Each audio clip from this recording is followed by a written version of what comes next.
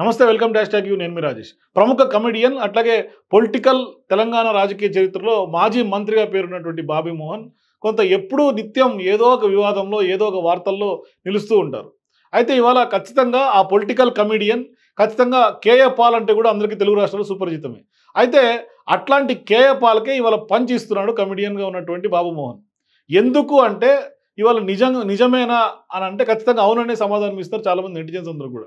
ఎందుకంటే ప్రస్తుతం ఎన్నికల్లో ఆయన ప్రజాశాంతి పార్టీ తరఫున పోటీ చేయబోతున్నట్లు కొన్నాళ్ళ క్రితం స్వయంగా కేఏ పాల్, బాబూ మోహన్ ఇద్దరూ ప్రకటించారు. ఇక ప్రజాశాంతి పార్టీ వ్యవస్థాపకుడైనటువంటి కేఏ పాల్ సమక్షంలో ఆయన చేత్తో కండువా కప్పి మరి ఆయన పార్టీలోకి ఆహ్వానించారు. ఆ వెంటనే ఆయన వరంగల్ ఎస్సీ పార్లమెంట్కి సంబంధించినటువంటి ఆ స్థానం నుంచి నామినేషన్ కూడా వేయబోతున్నట్టుగా చెప్పారు, వేశారు కూడా. దీంతో బాబూ మోహన్ ప్రజాశాంతి పార్టీ తరఫున పోటీ చేస్తున్నాడని కేఏ పాల్ పెద్ద ఎత్తున ఊరువాడ ఇవాళ డప్పు కొట్టి మరీ చాటింపేస్తున్నటువంటి పరిస్థితులు ఉన్నాయి. అంతేకాదు ఆయనను చూపించి రెండు తెలుగు రాష్ట్రాల్లో వారంతా కూడా వచ్చేయాలి ప్రజాశాంతి పార్టీలో కంటూ కూడా పాల్ పిలిపించి పెద్ద ఎత్తున కొద్ది రోజులుగా సంచలనంగా మారుతున్నాడు. అయితే బాబూ మోహన్ ఆకాశానికి కూడా ఎత్తేశారు కేఏ పాల్. అయితే తాజాగా బాబూ మోహన్ కొంత కేఏ పాల్ విషయంలో మరోవైపు ప్రజాశాంతి పార్టీ విషయంలో యూటర్న్ తీసుకున్నట్టుగా చెప్పాలి. ఎందుకంటే పాల్కే పంచులు వేశాడని అనుకుంటే అయితే ఆయనకే బాబూ మోహన్ పంచ్ వేశాడు. అసలు తనకు ప్రజాశాంతి పార్టీలో ఎలాంటి సంబంధం లేదంటూ కూడా చెప్పుకుంటూ వస్తున్నారు. మరోవైపు ప్రజాశాంతి పార్టీ కూడా ఉందా అని కూడా ఇవాళ పెద్ద ఎత్తున ముఖం మీదే కొంత ఫైర్ అవుతున్నటువంటి పరిస్థితి. అంతేకాదు కండువా కప్పుకున్నటువంటి సంగతిలో కూడా ఆయన ట్విస్ట్ ఇచ్చారు.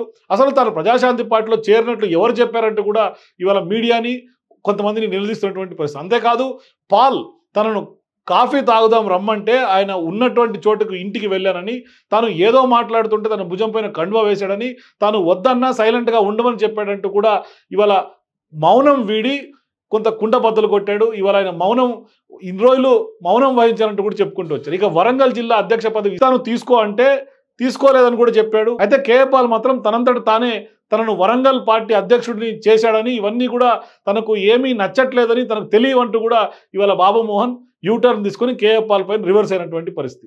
అయితే బాబూ మోహన్ యూటర్న్ తీసుకోవడం వెనుక నామినేషన్ పత్రాలు దాఖలకు ముందే బీఫామ్ ఇచ్చే విషయంలో ఒక చిన్న వివాదం ఇద్దరి మధ్య జరిగినట్లుగా కూడా కొంత సమాచారం ఉంది. మరోవైపు ₹1 కోటి పార్టీ ఫండ్ ఇస్తే బీఫామ్ ఇస్తారంటూ కూడా కేఏ పాల్ బాబూ మోహన్కి షరతు పెట్టినట్టుగా కూడా కొంత తెలుస్తోంది. అదే ఇవాళ అడ్డంకిగా మారింది. అందుకే బాబూ మోహన్ యూటర్న్ తీసుకున్నట్టుగా తెలుస్తుంది. సో తాను ఇండిపెండెంట్గానే పోటీ చేయబోతున్నట్లు కూడా ఆయన చెప్తూ ఉన్నారు. మరోవైపు ఇవాళ బాబూ మోహన్కి ఇట్లాంటి సందర్భాల్లో ఈసీ కూడా ఒక రకంగా బిగ్ షాక్ ఇచ్చిందని చెప్పాలి. ఎందుకంటే ఆయన వరంగల్ లోక్సభ స్థానం నుంచి స్వతంత్ర అభ్యర్థిగా బరిలో దిగాలని భావించి ఆయనకు అట్లాంటి సందర్భాల్లో ఈసీ షాక్ ఇచ్చింది. 17 లోక్సభ స్థానాలకు గాను 893 మంది అభ్యర్థులు 1488 నామినేషన్లు దాఖలు చేసినటువంటి పరిస్థితి ఎంటైర్ తెలంగాణ 17 పార్లమెంట్లకు గాను. అయితే ఇవాళ నామినేషన్ దాఖలు చేసిన తర్వాత అదే రోజే ప్రజాశాంతి పార్టీకి రాజీనామా చేసి బాబూ మోహన్ ఇండిపెండెంట్గా ఇవాళ బరిలో దిగారు వరంగల్ లోక్సభ స్థానం నుంచి. అయితే అనంతరం వరంగల్ లోక్సభ నియోజకవర్గం నుంచి స్వతంత్ర అభ్యర్థిగా బాబూ మోహన్ నామినేషన్ దాఖలు చేసిన తర్వాత ఇవాళ ఆయన నామినేషన్ తిరస్కరణకు గురైంది. ఎందుకు తిరస్కరణకు గురైందో ఆయనకి తెలియదు. 10 మంది ఓటర్ల పేర్లను కూడా ఆయన సమర్పించారు. అయినప్పటికీ తన నామినేషన్ తిరస్కరించబడినట్టుగా కూడా చెప్తున్నారు. అయితే వీటిలో సుమారు 267 నామినేషన్లు ఎన్నికల కమిషన్ తిరస్కరించినటువంటి నేపథ్యంలో అందులో బాబూ మోహన్ కూడా ఉంది.